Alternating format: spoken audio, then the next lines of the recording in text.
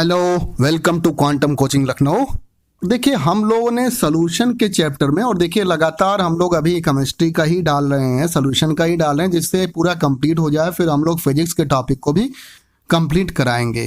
तो सोल्यूशन के चैप्टर में याद करिए, हम लोगों ने आपको 3 कॉलिगेटिव प्रॉपर्टी पढ़ा दी थी, जिसमें हम लोगों ने relative lower in vapour pressure, elevation in boiling point and depression in freezing point पढ़ा दिया था, और इनसे रिलेटेड हम लोगों ने प्रॉब्लम भी करा दी थी। अब चलिए हम लोग थोड़ा सा इसको इनलार्ज करके ऑस्मोटिक प्रेशर को आपको पढ़ाते हैं। देखिए, ऑस्मोटिक प्रेशर के बारे में सबसे पहले बताते हैं, और क्या होता है ऑस्मोटिक प्रेशर, इसके बारे में बात करते हैं।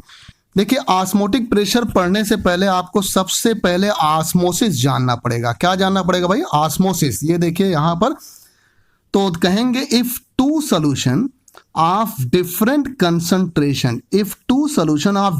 Concentration are kept in contact and separated by semi-permeable membrane, then the movement of solvent particle takes place from lower concentration of solution towards higher concentration of solution.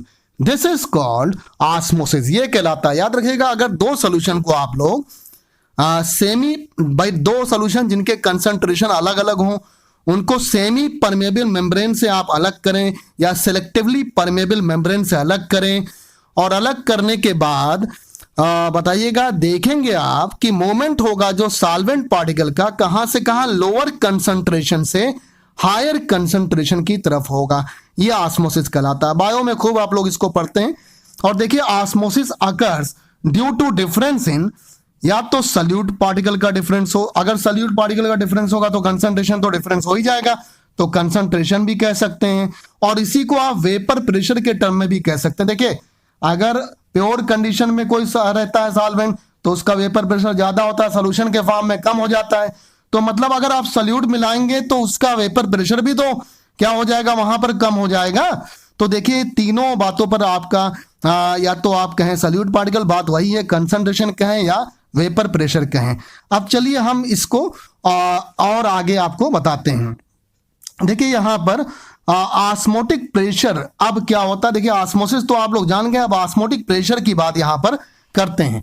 तो ऑस्मोटिक प्रेशर की बात करते हैं, तो देखिए, to just stop osmosis, osmosis को रोकने के लिए the pressure applied at higher concentration of solution is called osmotic pressure. याद रखिएगा, जैसे यहां पर देखिए एक कंटेनर हम लोगों ने लिया, और ये कंटेनर लिया, एक तरफ हम लोगों ने तो देखिए यहां पर एक कंटेनर लिया, इसको थोड़ा बड़ा करके आपको बता देते हैं। एक कंटेनर को यहां पर और बड़ा करके आपको यहां पर समझा देते हैं। और देखिएगा, ये कंटेनर आपने यहां पर एक कंटेनर लिया है, और एक तरफ हमने C1 इसका कंसंट्रेशन लिया, एक तरफ C2 लिया है।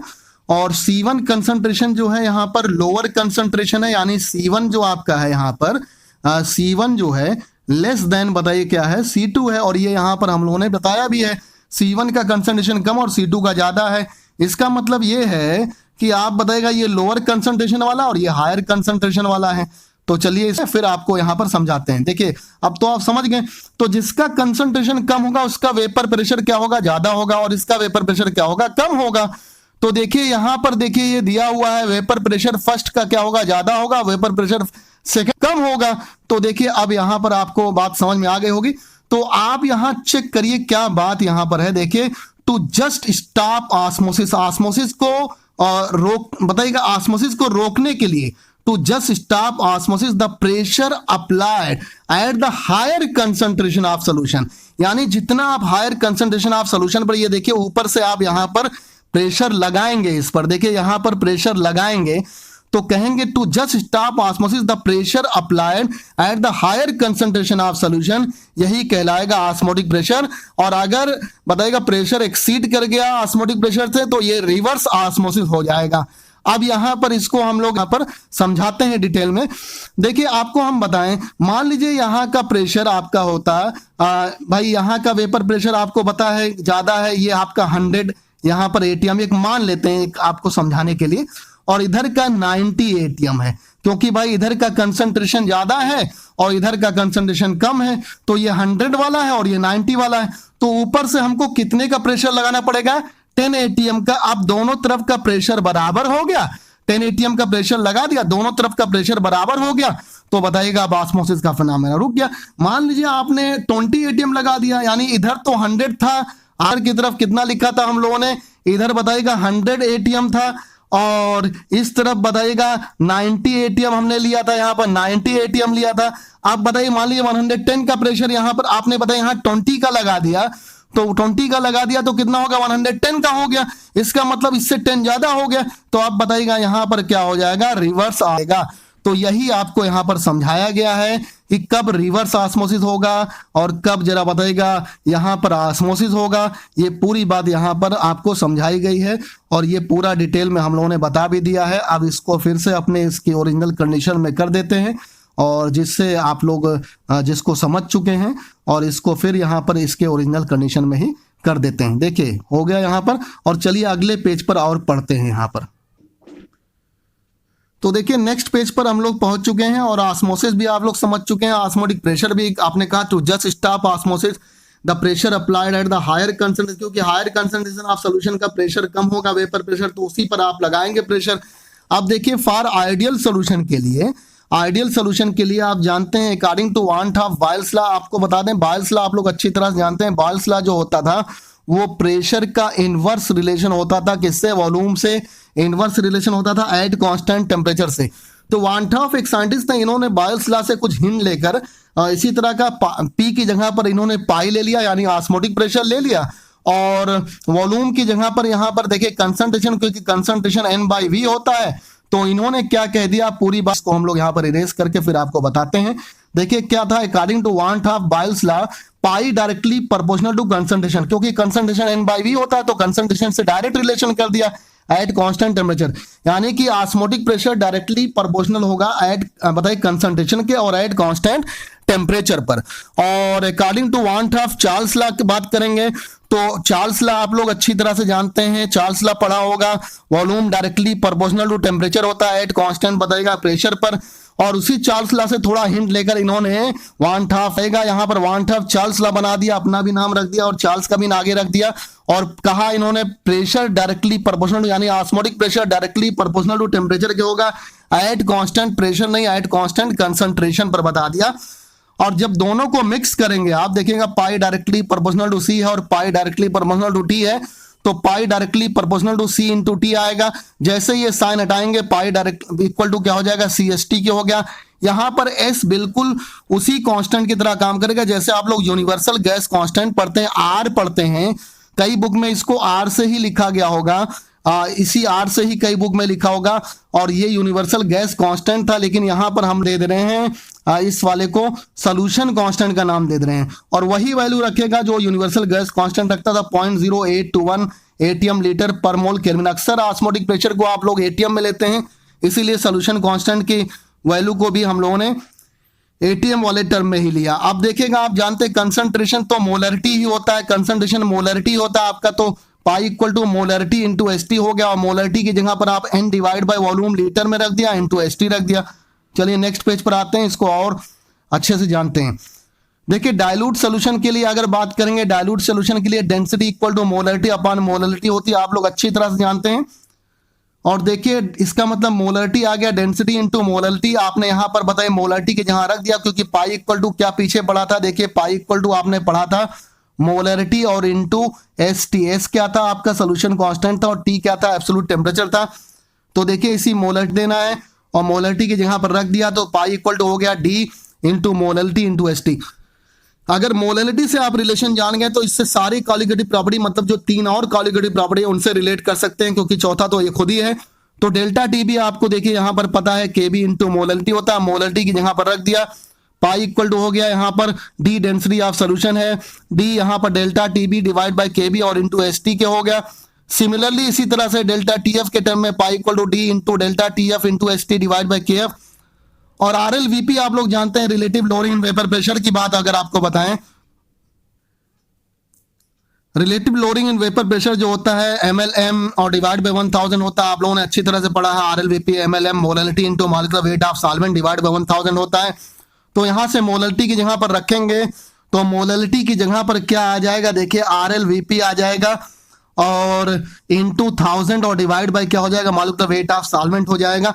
तो देखिए ये आपने यहाँ तीनों के तीनों कॉलिगेटिव प्रॉपर्टी से देखिए यहाँ पर रिलेट कर दिया, और ऑस्मोटिक प्रेशर तो चौथी कॉलिगेटिव प्रॉपर्टी है ही, तो आप ऑस्मोटिक प्रेशर को सारी कॉलिगेटिव प्रॉपर्टी से रिलेट कर सकते हैं। चलिए नेक्स्ट पेज पर चलते हैं और कुछ और बातें करते हैं। देखिए अगर दो सॉल्यूशन है, ये नोट नंबर आपका यहाँ पर देखिएगा, जो पीछे आपने यहाँ पर देखा था, और यहाँ पर चेक कर लेते हैं। तो देखिए इस नेक्स्ट पेज पर भी हम लोग यहाँ पर कुछ बातें करते हैं। देखिए note number second, note number first पीछे पढ़ लिया आपने। टू सॉल्यूशन अगर उनका कंसंट्रेशन सेम हो तो उनको कहते हैं आइसोटोनिक सॉल्यूशन। क्या नाम देंगे, आइसोटोनिक सॉल्यूशन नाम देते हैं। अगर दो सॉल्यूशन है उनका ऑस्मोटिक प्रेशर सेम होता है तो उन्हें आइसोमोटिक या आइसोऑस्मोटिक सॉल्यूशन कहते हैं। और दो अगर बताइएगा सॉल्यूशन है और उनका वेपर प्रेशर सेम है, ये नई जानकारी है, इसको आइसोपेस्टिक सॉल्यूशन कहते हैं। याद रखिएगा, ये टर्म है, ये सब आपको याद रखना होगा इन टर्म को। तो देखिए इन टर्म्स को आपको याद रखना होगा। नोट नंबर थर्ड पर बढ़ते हैं। देखिए यहां पर एक कंटेनर दिया हुआ है। देखिए यहां पर एक बड़ा सा बना देते हैं कंटेनर, और एक तरफ का कंसंट्रेशन C1 है और एक तरफ का क्या है, C2 है। और C1 आपका लोअर कंसंट्रेशन पर है, और ये देखिए, और C2 आपका हायर कंसंट्रेशन पर है। आप देखिए यहां पर बताते हैं, देखिएगा अगर हायर, ये लोअर कंसंट्रेशन वाला और ये हायर कंसंट्रेशन वाला, C1 का कंसंट्रेशन कम और C2 का ज्यादा है, तो आप कहेंगे अगर ये A है तो पढ़ेंगे इसको A is hypotonic than B, यानी A हाइपोटोनिक होगा, मतलब A का कंसंट्रेशन कम होगा B के कंपैरिजन में। और देखिए B के टर्म में पढ़ेंगे तो B इज हाइपरटोनिक देन क्या होगा, A होगा, यानी B का कंसंट्रेशन ज्यादा होगा। ये दोनों बात एक ही कह रहा है लेकिन अलग अलग टर्म में है। एक बार A के टर्म में कह रहे हैं, एक बार हम लोग B के टर्म में कह रहे हैं। ये भी आपको कई जगह पर क्वेश्चंस में काम लगेगा। चलिए अगले पेज की तरफ बढ़ते हैं, और ये लास्ट पेज है आज के लेक्चर का, लेक्चर नंबर 8 है। देखिए if two solution having same osmotic pressure, अगर दो सॉल्यूशन का ऑस्मोटिक प्रेशर सेम है एट कांस्टेंट टेम्परेचर पे, सुन लीजिए बड़े ध्यान से, अगर ऑस्मोटिक प्रेशर सेम है कांस्टेंट टेम्परेचर पर तो वो एक दूसरे के आइसोटोनिक होंगे अपने आप। आइसोटोनिक अगर टेम्परेचर सेम है, देखिए पाई 1 इक्वल टू पाई 2 है, पाई 1 आप जानते हैं C1H2 होगा, पाई 2 होगा C2H3, क्योंकि टेम्परेचर सेम है तो T और T सेम, T से T कैंसिल हो गया, S से S कैंसिल हो गया, यानी C1 इक्वल टू C2 हो गया। इसका मतलब दोनों के दोनों क्या होंगे, आइसोटोनिक सॉल्यूशन होंगे, ये बात है। लेकिन अगर इसी का उल्टा कहें हम लोग, अगर हम लोग कहें if two solution having same concentration then their osmotic pressure, अब यहां पर मे और मे नॉट भी इक्वल होगा, हो भी सकता नहीं भी हो सकता। जैसे देखिए हम लोगों ने इसका कंसंट्रेशन इक्वल लिया, 0.1 m ग्लूकोज के ले लिया, 0.1 m सुक्रोज का ले लिया। अब जरा ध्यान से देखिएगा, चलिए इसको थोड़ा बड़ा भी कर देते हैं और आप समझ लीजिएगा, यहां पर ऐसे ही रहने दीजिए, समझ में तो आ रहा होगा। 0.1 m ग्लूकोज है, 0.1 m सुक्रोज है, तो देखिएगा दोनों का कंसंट्रेशन सेम है, लेकिन बताइएगा अब इनका ऑस्मोटिक प्रेशर भी क्या है, इक्वल है। लेकिन दूसरे वाले केस में वही लिया, 0.1 m ग्लूकोज और 0.1 m NaCl ले लिया। मामला क्या था, पहले वाले केस में ये दोनों के दोनों नॉन इलेक्ट्रोलाइट थे, मतलब कि अपने आयंस में ब्रेक नहीं होंगे। जब अपने आयंस में ब्रेक नहीं होंगे तो कॉलिगेटिव प्रॉपर्टी इंक्रीज नहीं करेगी। अगर ये एसोसिएट होते हैं तो डिक्रीज करती, अगर ये डिसोसिएट होते हैं तो इंक्रीज करती, दोनों नहीं हो रहा है, इसलिए पाई 1 इक्वल टू पाई 2 है। लेकिन इस वाले में देखिए ग्लूकोज नॉन इलेक्ट्रोलाइट और NaCl क्या इलेक्ट्रोलाइट, NaCl आपका जाएगा किसमें, Na+ और Cl- में। इसका मतलब ये है कि ये अपने आयंस में ब्रेक करेगा। और आपसे बताया था इन कॉलिगेटिव प्रॉपर्टी, पहले लेक्चर में कॉलिगेटिव प्रॉपर्टी के ions behave like molecule, ions आएंगे। इसमें दो मॉलिक्यूल देखिए, एक इसका हो गया और एक इसका हो गया, तो आप खुद देखिएगा यहां पर, आपकी यहां पर केस है किसका, यहां पर है इलेक्ट्रोलाइट, इलेक्ट्रोलाइट और नॉन इलेक्ट्रोलाइट का केस है यहां पर। तो यहां पर इलेक्ट्रोलाइट और नॉन इलेक्ट्रोलाइट का केस है, ये नॉन इलेक्ट्रोलाइट और ये इलेक्ट्रोलाइट है, इसीलिए आप बताएगा पाई 1 नॉट इक्वल टू पाई 2 क्या होगा, क्योंकि आप बताएगा एक में कॉलिगेटिव प्रॉपर्टी ज्यादा हो जाएंगे इस वाले में और इसमें कम, जबकि कंसंट्रेशन सेम है।